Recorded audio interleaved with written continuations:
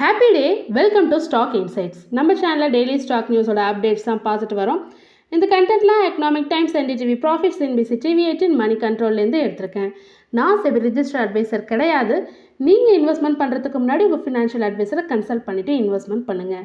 இன்றைக்கி என்னென்ன நியூஸ் பார்க்க போகிறோன்னா, அதே தாங்க, எல்லாருமே tariff US tariff on India. So இதுதான் பேசிகிட்டு இருக்கோம். அதுதான் நானும் இன்றைக்கி பேச போகிறேன். அதுக்கப்புறம் இன்ஃபோசிஸ் ரெக்ரூட்மெண்ட் பண்ண போகிறதா சொல்லியிருக்காங்க. So Infosys TCS. ஸோ இதை பற்றி ஒரு சின்ன கம்பேரிசன் பார்க்கலாம். And then Hindustan Unilever result கொடுத்துருக்காங்க, எப்படி இருக்குது அது கொஞ்சம் டீட்டெயிலாக பார்க்கலாம். And then DC bank result கொடுத்துருக்காங்க, அதையும் பார்க்கலாம்.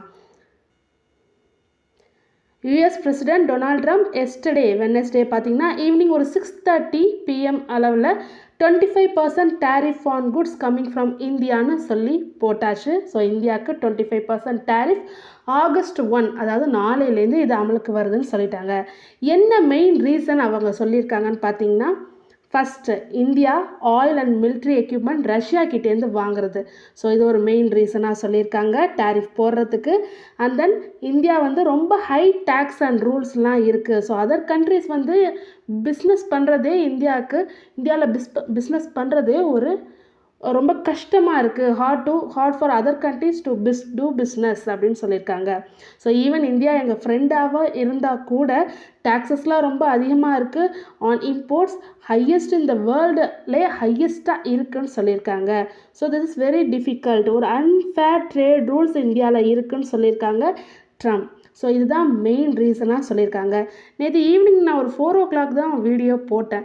6:30க்கு 25% சொல்லி கன்ஃபார்ம் சொல்லி வந்திருக்கு.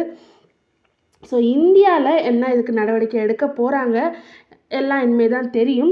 ஆனால் ஆல்ரெடி என்ன சொல்லியிருக்காங்கன்னா 5 ரவுண்டு போயிருக்கு, நாங்கள் இதை பற்றி பேச்சுவார்த்தை நடந்திருக்கோம்.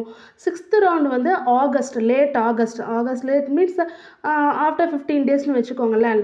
ஆகஸ்ட் லாஸ்ட்டில் ஆர் மிட்டில் பேச்சுவார்த்தை திரும்ப நாங்கள் நடத்த போகிறோம்னு சொல்லியிருக்காங்க இந்தியன் கவர்மெண்ட் வித் யூஎஸோட. ஸோ இந்தியாவில் ஆல்ரெடி ஒரு ஸ்பெஷல் டேக்ஸ் இருக்குது. என்ன டேக்ஸ்ன்னு பார்த்தீங்கன்னா கூகுள் டேக்ஸ். ஸோ இந்த டேக்ஸ் போட்டிருக்காங்க இந்தியா அண்ட் கூகுள் மேலே. ஸோ என்ன கூகுள் டேக்ஸ்ன்னு பார்த்தீங்கன்னா, ஸோ இந்தியா இப்போ கூகுளில் இந்தியாவில் நம்ம போடுறதுக்கு ஒரு ஆட் வரும். ஸோ அதுக்கு அந்த ஆடுக்கு கூகுளுக்கு பே பண்ணுற மாரி இருக்கும். ஸோ கூகுள் ஒரு ஆடு காமிக்குதுன்னா இந்தியாவில், ஸோ கூகுள் US கம்பெனி, இந்தியாவில் அதை காமிக்கும்போது கூகுள் இந்தியன் கம்பெனி கிடையாது, இது US கம்பெனி. நான் கூகுளில் ஒரு மணி பே பண்ணி இந்தியன் கம்பெனி ஒரு ஆடு காமிக்குதுன்னா இந்தியன் கம்பெனி கூகுளுக்கு ஏதோ பே பண்ணியிருப்பாங்க. அந்த பே பண்ணதில் 6% இந்தியாவுக்கு நம்ம கொடுக்கணும். ஸோ இந்தியா 6% டேக்ஸ் எடுத்துக்கும் கூகுள் கிட்டேருந்து. ஸோ அதுதான் கூகுள் டேக்ஸ். ஸோ அது April 1, 2025 அபாலிஷ் பண்ணியிருக்காங்க. ஸோ யூஎஸ் ரிக்வஸ்ட் பண்ணியிருக்காங்க இதுமாரி வேணான்னு, அதை அபாலிஷ் பண்ணியிருக்காங்க. பட் ஆனால் இதை இந்தியா திரும்ப கொண்டு வரணும்னு இந்த பேச்சுவார்த்தை நடக்குதுல்ல, டேரிஃப் பேச்சுவார்த்தை, அதில் சொல்லிக்கிட்டே இருக்காங்க. பட் ஆனால் ட்ரம்ப் இல்லை, அதை பற்றி இனிமேல் பேச்சு எடுக்கக்கூடாது அப்படின்னு சொல்லியிருக்காங்க. ஸோ இதை இப்போ இந்தியா திரும்ப இந்த டேக்ஸ் போட்டதுனால இது திரும்ப கொண்டு வருவாங்களான்னு தெரியல, இது நம்ம வாட்ச் பண்ணணும். அண்ட் தென் US இந்தியா கிட்ட ஆல்ரெடி நான் சொன்னது தான், 5 ரவுண்ட்ஸ் பேச்சுவார்த்தை முடிஞ்சிருச்சு. 6th ரவுண்ட் லேட் ஆகஸ்ட், அதாவது மிட் ஆகஸ்ட்லேயோ இல்லை ஆகஸ்ட் கடைசியிலையோ பேச்சுவார்த்தை நடத்த போகிறதா சொல்லியிருக்காங்க இந்த டேரிஃபை கம்மி பண்ணுறதுக்காக. ஸோ என்ன மெயின் ப்ராப்ளம், எதனால் டேரிஃப் போட்டாங்க அதை பார்க்கலாம். ஸோ ஜெனட்டிக்கலி மாடிஃபைடு கிராப்ஸ், அதாவது GM கிராப்ஸ்ன்னு சொல்லுவாங்க. ஒரு சயின்ஸ் இது மூலமாக அந்த கிராப்ஸை மாடிஃபை பண்ணி அது சீக்கிரமாக ஃபாஸ்ட்டாக பெட்டராக சீக்கிரமாக நமக்கு எல்லாமே கொடுக்கறதுக்காக ஜெனட்டிக்கலாக அந்த கிராப்ஸை மெடிசின் சயின்ஸை வச்சு யூஸ் பண்ணி மாடிஃபை பண்ணியிருக்காங்க. அதை செல் பண்ணணும்னு நினைக்கிறாங்க இந்தியா கிட்ட. ஸோ அது இந்தியா ஒத்து வரல. செகண்ட் பார்த்தீங்கன்னா, American dairy products, milk, cheese எல்லாமே இந்தியாவில் மார்க்கெட்டிங் கொண்டு வரணும்னு நினைக்கிறாங்க. அதுக்கும் இந்தியன் கவர்மெண்ட் நோ சொல்லிட்டாங்க. ஏன்னா நம்ம இந்திய நாட்டில் agricultural and milk diary products தான் மெயினாக உள்ளது. ஸோ அதுலேயே அவங்க என்டர் ஆகிறாங்கன்றதுனால இந்தியாவில் அதுக்கு அக்ரிகல்ச்சர் அண்டு டைரி ப்ராடக்ட்ஸு பாதிக்கப்படும் சொல்லிட்டு இந்தியன் கவர்மெண்ட் நோ சொல்லியிருக்காங்க. ஸோ இதை இந்தியன் கவர்மெண்ட்டு இந்த GM மாடிஃபைடு கிராப்ஸ் கிராப்ஸையும் அமெரிக்கன் டைரி ப்ராடக்ட்ஸையும் ஏற்றுக்கிட்டாங்கன்னா டேரிஃப் கம்மியாக வாய்ப்புகள் இருக்குது.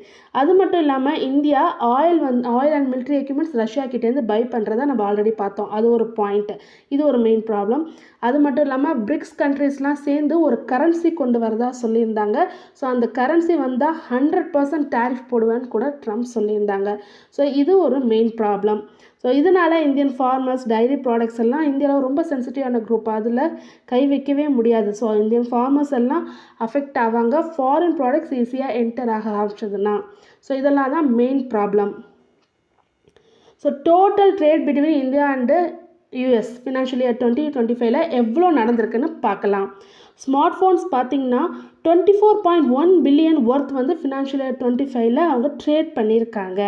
ஃபார்மாவில் 8.7லேருந்து 10.9 பில்லியன் ஒர்த் மெடிசின் வந்து யூஎஸ்க்கு எக்ஸ்போர்ட் பண்ணியிருக்காங்க. இது ஓவராலாக இந்தியா எக்ஸ்போர்ட் பண்ணுறதுல ஓவராலாக 31 to 35% மட்டுமே நம்ம யூஎஸ்க்கு எக்ஸ்போர்ட் பண்ணிகிட்ருக்கோம். கிளாத்ஸ் பார்த்திங்கன்னா $10.8 billion worth of clothes. So அதோட ஃபேப்ரிக்ஸும் சேர்த்து நம்ம யூஎஸ் பண்ணியிருக்கோம். நம்ம 100% எக்ஸ்போர்ட் பண்ணுறோன்னா அதில் 28.5% வந்து நம்ம யூஎஸ்க்கு தான் கிளாத்ஸ் எக்ஸ்போர்ட் பண்ணுறோம்.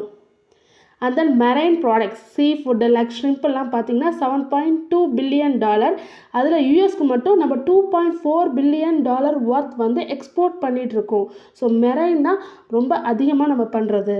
ஆட்டோ காம்பனன்ட்ஸும் $2.2 பில்லியன் ஒர்த் வந்து நம்ம யூஎஸ்க்கு எக்ஸ்போர்ட் பண்ணிகிட்ருக்கோம். ஸோ இதெல்லாம் தான் மேஜர் எக்ஸ்போர்ட் இந்தியாவிலேருந்து அமெரிக்காவுக்கு போகிறது. ஸோ இந்த எக்ஸ்போர்ட்டில் என்னென்னலாம் இன்றைக்கி அடி வாங்கியிருக்குன்னு பார்க்கலாம். அதாவது எந்தெந்த ஸ்டாக்ஸ்லாம் இன்றைக்கி அஃபெக்ட் ஆகிருக்கு.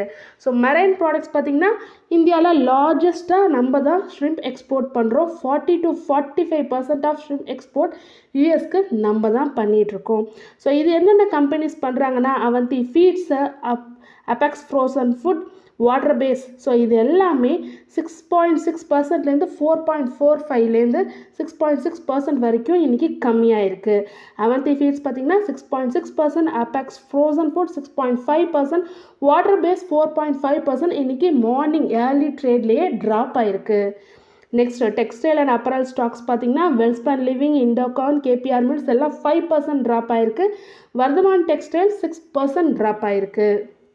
நிஃப்டி ஃபார்மா இண்டெக்ஸ் மட்டும் இன்றைக்கி 1.5% ட்ராப் ஆகிருக்கு. டாக்டர் ரெட்டி 1.5% கம்மியாயிருக்கு. லூப்பின் 1.3% கம்மியாயிருக்கு. நாட்கோ ஃபார்மா 1.7% கம்மியாயிருக்கு. Ipca, Zydus Life Sciences, Granules India எல்லாம் 1.2 to 1.7% வரைக்கும் மார்னிங்லேயே ட்ராப் ஆகிருக்கு. இன்ஜினியரிங் அண்ட் ஆட்டோ காம்பனன்ட் பார்த்திங்கன்னா அப்பர் இண்டஸ்ட்ரீஸ் 6% இன்றைக்கி ட்ராப் ஆகிருக்கு. இன்க்ரெசோல் பிராண்ட் இந்தியா டவுன் ஆகிருக்கு 1.5%. கமின்ஸ் இந்தியாவும் 1.4% ஃபெல் ஆகிருக்கு. சோனா, பிஎல்டபிள்யூ, பிரிஷன் ஃபார்ஜிங்ஸ் 3% ட்ராப் ஆகிருக்கு. பாரத் ஃபோர்ஸ் 3%, சம்வர்தனா மதர்சன் இன்டர்நேஷ்னல் 1.5% இன்றைக்கி ட்ராப் ஆகிருக்கு. Smart phone and jewellery stocks, so அது மெயினாக பார்த்திங்கன்னா டிக்சன் டெக்னாலஜிஸ் அவங்க எஸ்டர்டே பார்த்திங்கன்னா 16,765 per ஷேர்னு க்ளோஸ் ஆனது. இன்றைக்கி நான் பார்த்துட்டு இருக்கும்போது 16,127 வரைக்கும் இன்றைக்கி வந்திருக்கு. ஆம்பர் இண்டஸ்ட்ரீஸ் 3.5% ட்ராப் ஆகிருக்கு. கோகால்தாஸ் எக்ஸ்போர்ட் 9% ஃபெல் ஆகிருக்குங்க. பேர்ல் குளோபல் இண்டஸ்ட்ரீஸ் 10% டவுன் ஆகிருக்கு. டைட்டன் 1% டவுன் ஆகிருக்கு.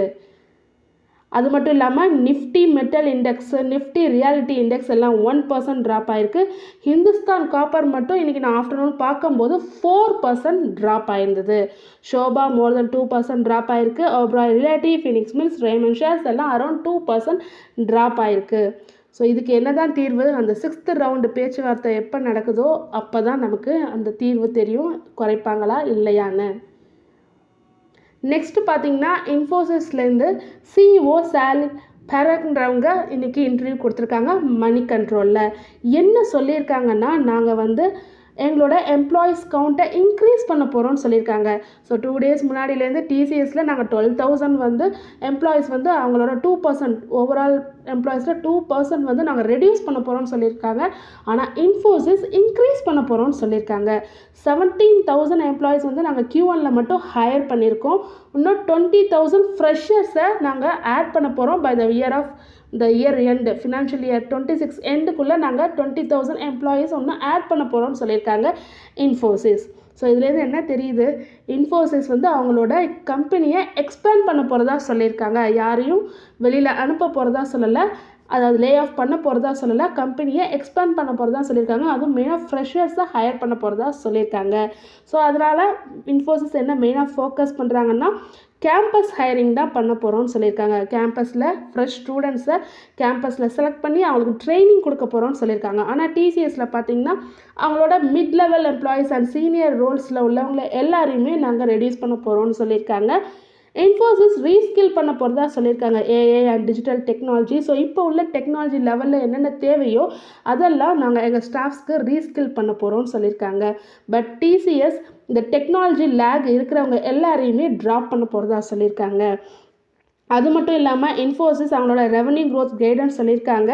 ஸோ எவ்வளோன்னு பார்த்தீங்கன்னா 1 to 3% வரைக்கும் ரைஸ் ஆகும் ஃபார் த ஃபினான்ஷியல் இயர் 26க்குன்னு சொல்லியிருக்காங்க. இங்கே இவங்க ரெவன்யூ க்ரோத் பற்றி அவ்வளோவா எதுவும் சொல்லலை.